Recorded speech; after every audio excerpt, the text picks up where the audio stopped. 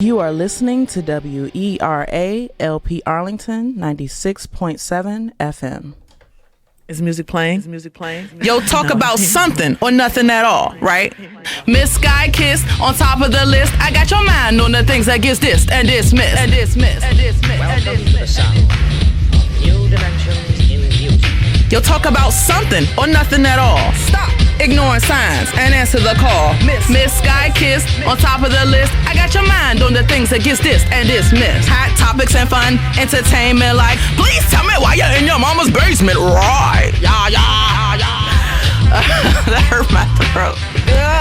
Y'all know me sitting here swinging my dreads. Miss Sky Kiss on top of the list. I got your mind on the things that gets dissed and dismissed. Miss Sky Kiss on top of the list. I got your mind on the things that gets dissed and dismissed. Also new school, I got all the tools. So open your mind and see me do what I do. Also new school, bitch.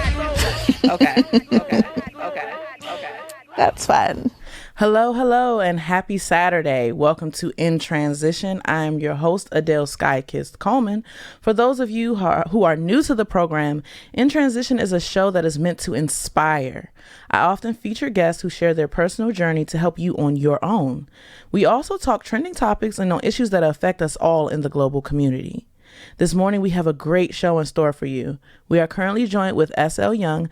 We're going to be discussing the importance of mental health, wellness, depression, and suicide in the African American community. A little bit later today, we are going to be joined with one of my closest friends and fellow mothers and fellow ACs in the world. She's the stay-at-home working mom and political junkie, Andrea Cambron.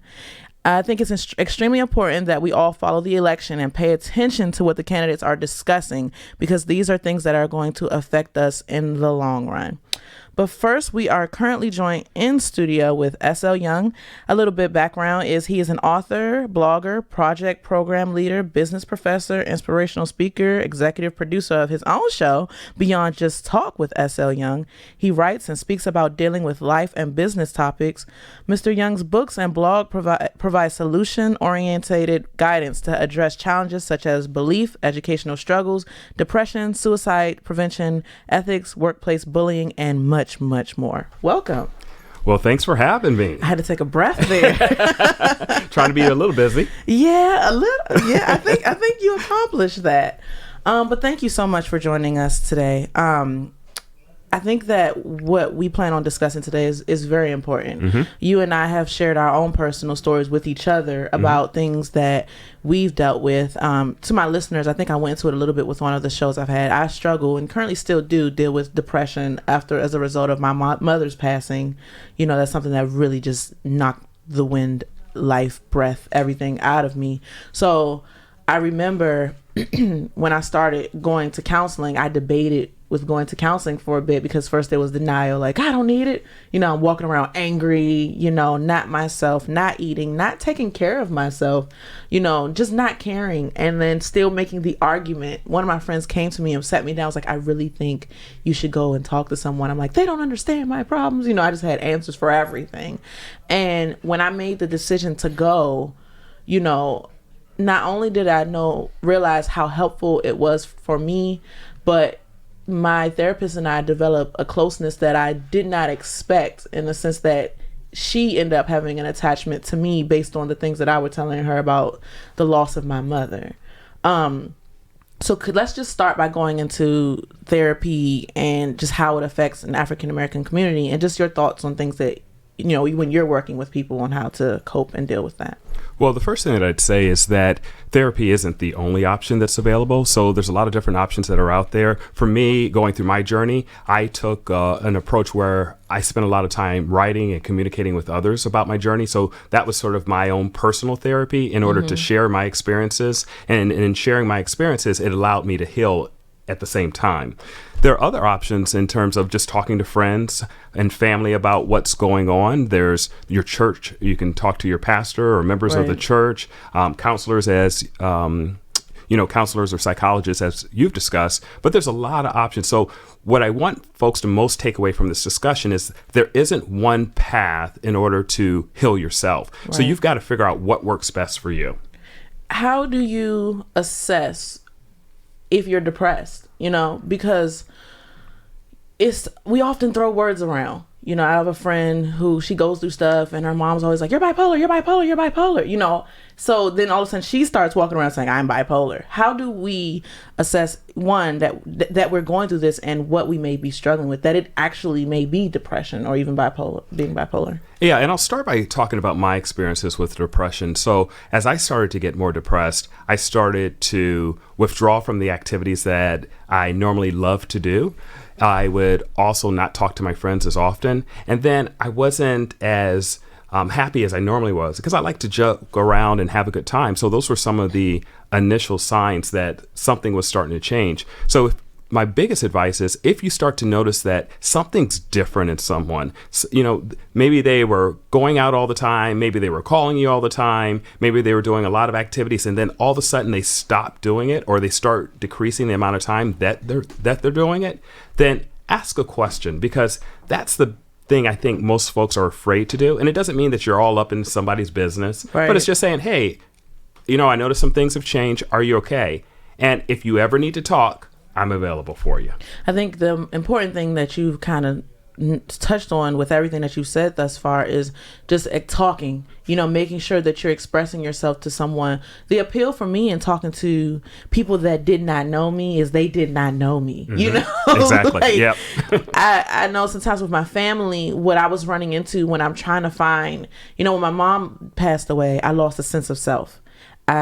My mom and I were tight, best buddies, called her every day, talked to her. You know, I know you and your mother share a closeness. So, absolutely, you know, I could not go an hour, 3 hours without making sure, hey, Mom, you know, random text message. So when she passed, I was like a lost child. You know, I was, to this day, I find myself still trying to call her, you know, and she's passed away 4 years ago. So when I did try to communicate with people who knew us, I was like, okay, maybe I can talk to them because they know her and they know me. It kind of did not work in my favor because then they would start talking about themselves and then themselves and then themselves. And I'm sitting there kind of nurturing them when I'm in need. So by me going and talking to someone who did not know the situation and whose job was just to kind of listen, you don't realize how it really affects you, you know, because I had started writing about it and I didn't really, you know, break down. But once I started to fully express myself verbally, I felt myself really moving toward healing. Yeah, and it's important to find out what outlet works best for you. So for you, it was talking. For me, it was writing and talking. Yeah. So we need to find out what's the best outlet to release that pain, because a lot of times we get in a situation where we have something going on and we don't want to tell anybody. And then slowly but surely, it gets worse over time. And it's interesting because I just saw a video on Facebook and I just put it on my page. And it was talking about someone, you know, depression or dealing with tough life events. It's like holding a glass of water. If you hold it there, at first, it's not that heavy, but the longer you hold it out there, the conditions that you're going to be feeling within your body, within your arm, the tiredness, the weakness, the just anxiety of trying to continue to hold that water is going to increase over time. So we've got to get these things out. But the biggest thing that I think I want folks to take away from this program as well is we've got to remove the stigma related to depression or mental health. It should be no different than telling someone, hey, I just broke my arm, or I've got a pain in my chest, or whatever's going on. If you can have that conversation about your physical health, we need to do the same things about our mental health. And even in that is interesting because I know in my personal experience dealing with my friends and family, even with the physical health, they ignore signs there. Yes. You know, like, oh, my arm been hurting for 3 years now. Go to the doctor. You know, it's like, right. Why do we, is it that we as a community feel like it's a sign of weakness? Like, what is it that prevents us from going and seeking the help that we need? I think it's part of it is a pattern of behavior. And if you don't start that pattern of behavior early in life, that you say, if something's wrong, I'm going to talk about it. If I'm not feeling well, I'm going to go to the doctor. And then for men, sometimes it's an ego thing. It's that bravado. Oh, I'm okay. I don't need any doctor to tell me. When something's really wrong, I'll go. And that's why sometimes folks die because they don't take care of themselves. Or they don't want to know the truth. That's another issue. And that's a topic for another show. Yeah. It's crazy. So, you know, you talk about some of your personal experiences and the things that you've done and the help that you've provided for people. What made you want to do that? And tell us a little bit of your background and that, or even a little story or something that you may like to share. Well, first and foremost, I'll say I never ever imagined that I would be sharing my story so boldly and so authentically, because it was such a personal battle that I never thought about it. And it's interesting because the month after I almost took my life, I wrote my book, Choosing to Take a Stand, Changed Me, My Life, and My Destiny. And that basically laid out all the reasons that I had got through depression, and then sort of that evolution in terms of how did I start to turn things around. But I wrote the book in April, but I sat on it for a long time because it was a really personal story. Right. And to release something like that, I had a lot of reservations about it. I wasn't sure if I could do it. And one of my really good friends, love her to death, and I love her because she's direct, she's very opinionated, and she's going to tell me what I want to hear. And she's also, no, I take that back. She's not going to tell me what I want to hear. I sometimes wish she would.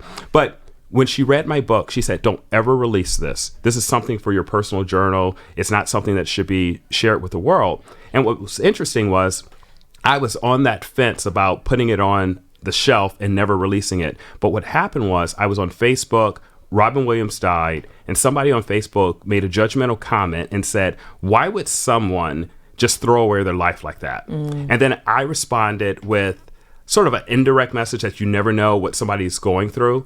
Then the next day, I went and I did a full disclosure about my own personal situation. Just coincidentally, someone who's very near and dear to our hearts that we love very much, Maggie Linton, happened to call me the next day and said, would you like to come on my show? I've got an opening next week. And I said, well, you want to talk about something happy or something dark? And she said, well, what's the dark stuff? We can do that. And I told her what I wanted to do. And she said, absolutely. And that moment was the moment that changed my life because I released everything and didn't worry about it anymore. And you were willing to take that step to be open and candid because, you know, going back to the Robin Williams thing and you think of his story and what he's supposed to be, you know, this happy comedian. If you look at the surface, he looks like the happiest man on earth. Like he just, you know, but he clearly was dealing with his own things and things that were really heavy on his heart. And it's very sad that, you know, he ended up, you know, passing away. And the things that this happens not regularly, you know, you have people who don't have an outlet or don't know how to express themselves, so they feel like suicide is the best option or the only option. You know, in my own personal story and dealing with suicide and the thoughts of suicide, that's a place that I never thought life would take me. You know, when I was young, I struggled with depression, you know, and my therapist had said this statement to me one day: depression is always there. It's like an ocean. It comes and goes in waves. You know, sometimes the waves will be longer and stronger and harder and last longer than anticipated. And sometimes it'll be like, you know, a little baby wave. But it's something that you'll deal with and you learn to cope with, and you learn coping skills that will help you. And like you said, you like to write. You know, once I felt like getting things off my chest, I found different ways to manage coping skills, going for a walk, you know, really facing my thoughts. Because one of the things that kind of, for me, was leading to thoughts of suicide was suppression, was just suppressing how I feel, you know, not dealing with it. You know, I remember this guy I was dating, he was in the service at the time when my mom passed away. And every day was tradition, every morning for me to send him a picture.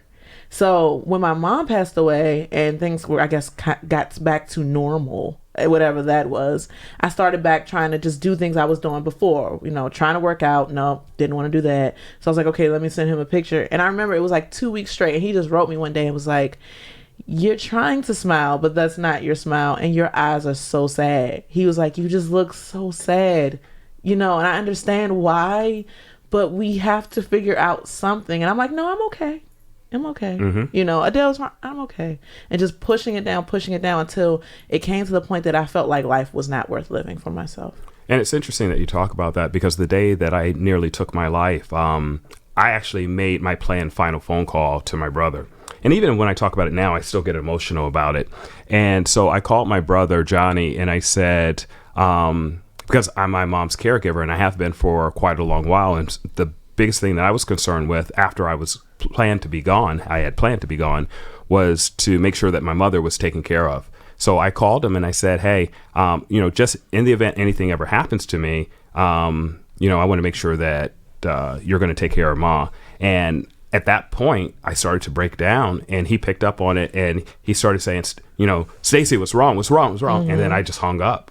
And then he kept calling back for about a half hour until I finally picked up the phone and returned his call. And then that began the process of starting to wake up. But I also want to mention, so when we talk about depression and suicide, depression is one thing, mental health and managing that is important. But the day that I almost took my life, I hadn't planned it. I woke up that morning and it was in the room, and it was over a course of hours, very, very quickly, that everything changed. So some folks have this false belief that someone's been planning or thinking about it for a long time. That's not necessarily the case. Yeah. And it isn't necessarily something that people will go around announcing too. Mm-hmm. It's like, for me, when you just don't care, you just don't care. You just I remember just thinking to myself, what's the point? What is the point? When it was a really heavy space, and I'm like, well, what's the point? We're all going to die anyway. What's the point of taking a shower? What's the point of going to work? What's the point of breathing? What's the point of leaving this bed? What's the point? You just hit a really heavy space. But you mentioned something that was really important that we need to sort of go back to for just a moment. You talked about smiling through the pain. Mm-hmm. And that's something that so many do because we're not comfortable discussing the sad parts of our lives. And when folks found out that I had nearly taken my life, they said to me, well, you were always happy. You were smiling. Even some of my neighbors said you're always, seemed like you're on top of the world. But that's what I projected. And folks who are depressed sometimes do that. Not everybody's going to walk around moping and like saying, oh, woe is me. Some of us will try to shield and mask what's going on the inside. Right. What do you do if you know someone who's dealing with depression, but that they're not doing anything to help them through it, and you're seeing behavior that might, in the long term lead to suicide? How do you, as a friend, help them? Well, first I'll say it starts with making sure that everyone understands that there's always someone willing to listen and help. And even if you don't know someone that you can talk to or feel comfortable talking to, I think it's very important that we mention the National Suicide Prevention Lifeline, the hotline. Their website is at suicidepreventionlifeline.org, and their phone number is 1-800-273-8255. So in terms of answering your question, I'm going to give you just a few things that I tell folks to do when you're trying to talk to someone. First, don't make assumptions. You don't know what's going on with them. So don't make any assumptions, because if you start making assumptions, especially early in the conversation, someone's going to pull back and withdraw. Right. Offer assistance. Ask, is there anything that you want to discuss? And don't try to be overbearing. Allow them to get ready on their own terms. Don't be judgmental, because if you're being judgmental about what's going on, then they're going to shut down. I remember someone saying to me when I started to share what was going on with me, they said, well, there's people in Africa that's got it worse than you do. Well, oh, wow. That's not my point of reference. I don't know what's going on in Africa. Well, I know what's going on in Africa, but it's not my experience. Yeah. So that really didn't help me. Allow for disclosures on their own time. You cannot force someone to share their story and their journey. So over time, allow them to tell it. So the conversation might be, yes, I'm really, really depressed. That's all I want to tell you right now. The next conversation, they might start to open up just a little bit more. Let them tell their story, because it can be difficult for someone to move past their past challenges or tell all these things that they've been bottled up inside of them for a long time. Yeah, and that's, to me, like, everything you've been saying is great, and that's something that I've witnessed. I've seen a situation where one of my friends was struggling with something, so I didn't know, that we were going to, I guess, in a way, do an intervention. Mm-hmm. She's like, oh, let's go over to her house and hang out. I'm like, okay. So we go over there, and then, like, she's cornering her. And in a way, my other friend is just shutting down. Mm-hmm. You can see her shutting down. So I'm like, hey, chill, leave her alone. She's like, I just want to help her.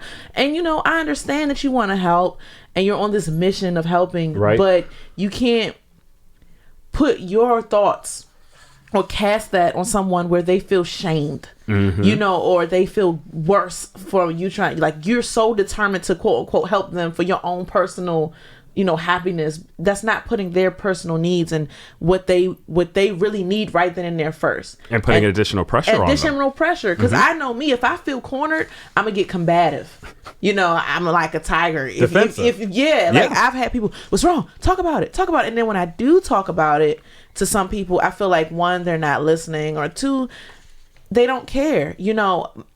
Even to this day, I feel comfort in talking about what happened with my mother and how I'm dealing with it. And I find that my dad is the best person for me to talk to about it, because I didn't even realize until recently that I still am struggling with a lot of things, and that I do feel better when I communicate how it makes me feel to this day, because you have triggers that'll take you to a spot and then you're just down, and I have on the other side people who are like, just talk about it. And then when you do and you don't feel received as you would like to be, you kind of feel stupid for opening up. And then, it makes you shut down even more. Absolutely. So I didn't mean to interrupt, but that just made me think of that. No, no problem. Absolutely. And then the last thing that I added to the list is nothing but unconditional support. Yeah. So nothing but unconditional support. But I also like to share a couple of quick quotes. One I wrote for myself, and then one I actually saw from the TV show Grey's Anatomy. Yeah. So the quote that I wrote for myself to sort of help me get through things is that rain can only come down for so long, so prepare for the sun to shine, but act as if the sun is already out.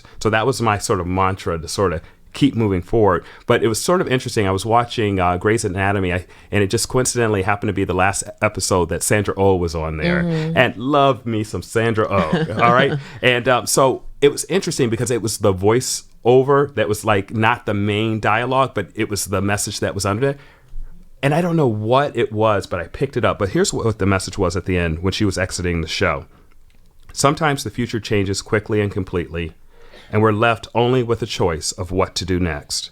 We can choose to be afraid of it, to stand there trembling, not moving, assuming the worst that can happen, or we step forward into the unknown and assume it will be brilliant. And I use that as motivation to keep moving forward, because no matter what's going on in the past, we have a choice that we can make to keep moving forward. And when you told your story, can you name the book again? Choosing to Take a Stand changed me, my life, and my destiny. So that was the initial raw experiences. But my more recent book, where I've written more extensively about the inner details of everything that's gone on, which is called Turning Darkness into Light, Inspiring Lessons After a Near Suicide. So that's my latest book. But that gets more into the deep emotional piece and everything that I went through. How has that been received, the feedback you've gotten from that? Because I'm sure that's helped a lot of people. It's been received well. As I've written my story over the years, I've had people contact me from around the world. But I'll just tell one quick story.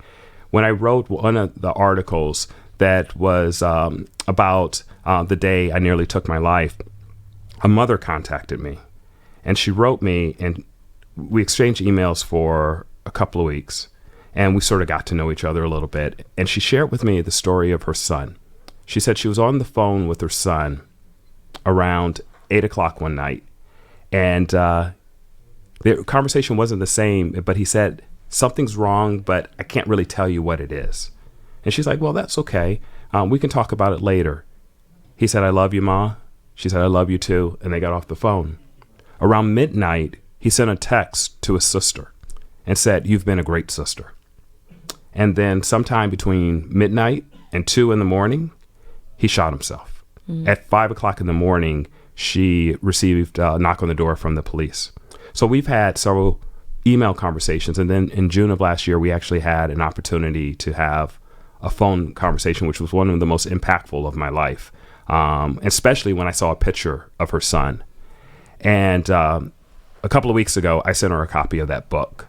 And, it was very meaningful for her, and it was meaningful for me that I could aid in her life journey and her recovery in some way. And I can only imagine how life-changing that was for you. I have a question from one of our listeners, Dee. She says, how would you encourage a parent or older loved one to seek outside help dealing with someone who may be hesitant about reaching out based on a number of things, including deeply religious beliefs and norms that discourage seeking outside help? while feeling compelled to just leave them to themselves, their behavior has affected this person. Like, D, what should she do? Well, first I'm going to start with supporting yourself. You've got to take care of yourself first, especially when you're dealing with someone who's depressed or has had some mental health challenges or physical challenges. You've got to start by taking care of yourself, because if you don't take care of yourself, then it's going to be more difficult to help someone else. And then you're going to get stressed based on what you're trying to do. Yes. And it starts with, I know it may not be the answer that you want, but you cannot force anybody to do anything, because if you force them to do it, then they're going to rebel against it. So it's little conversations over time. And then the things that they're telling you are the reasons that are preventing them from wanting to go get help.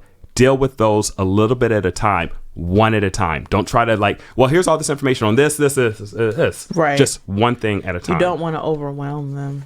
And it's tricky when you're dealing with someone else, because they might not want the help. You know, they might not want the help.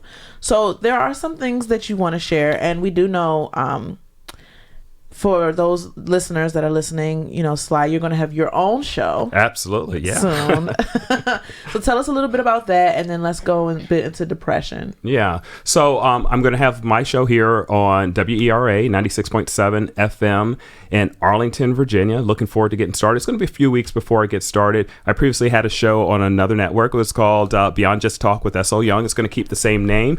But on WERA, I'm going to, instead of having 1 hour, I'm going to have 2 hours. And so we're going to talk about a lot of exciting stuff. It's going to be on Sunday nights from 8 p.m. to 10 p.m. So it's a perfect time after you've been running around during the week. And for you West Coast folks, 5 o'clock in the afternoon, still a good time to listen. And you'll just reset. You can just reset for the week. Exactly. And then the other thing is, you know, if anybody wants to learn anything about my work, they can go to my website at slyoung.com. Mm-hmm. And then, so I guess one other thing that I know our time is running short on this program, but one of the things that I want to share with someone or with everyone is a mnemonic that I put together for depression. D, decide to seek treatment to obtain help to become better. E, educate yourself about depression by obtaining information and working with a medical professional. P, persistence is required to complete treatment, as it may take time and patience to resolve any medical issues. R, reevaluate any treatment plans periodically for effectiveness and to ensure that it's the best treatment for you. E, encouragement should be solicited from friends and family. S, seek moments of silence to decompress, reflect, and relax on an ongoing basis. S, support others on their journey to get better, which can help you too. I, initiate activities that can aid with stress relief and that can also create moments of happiness, including laughter. O, openness about mental health challenges can help to release stress. Instead of keeping it inside, releasing stress can also help to expedite the recovery process. And N, never give up, as the feelings of being depressed can be associated with a moment. Remember that life is about cumulative moments. Your next positive experiences are only moments away. And that's great. And we're going to share that on our facebook.com/intransition12 page. And one thing I also want to add before we go out is, when you're dealing with a lot of stuff, I know some people who just try to keep themselves busy so they won't, like when you said, those moments of silence. Mm-hmm. It's okay to have a moment where you're just sitting and you're really reflecting, and you have to face it. Don't make yourself so busy to the point that you're pushing and pushing and pushing and pushing all those feelings down, because believe me, from my personal experience, whether you're ready or not, those feelings are going to boil up and they're going to pop. It doesn't matter where you are. You could be in traffic, you could be at work, you could be at church, you could be at the grocery store. They will come out. Mm-hmm. At the least opportune moment. At the least opportune moment.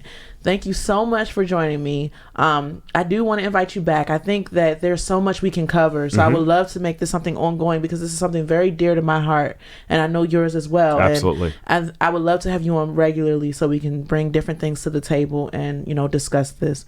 Once again, that's S.L. Young. You can follow him at slyoung.com, www.slyoung.com.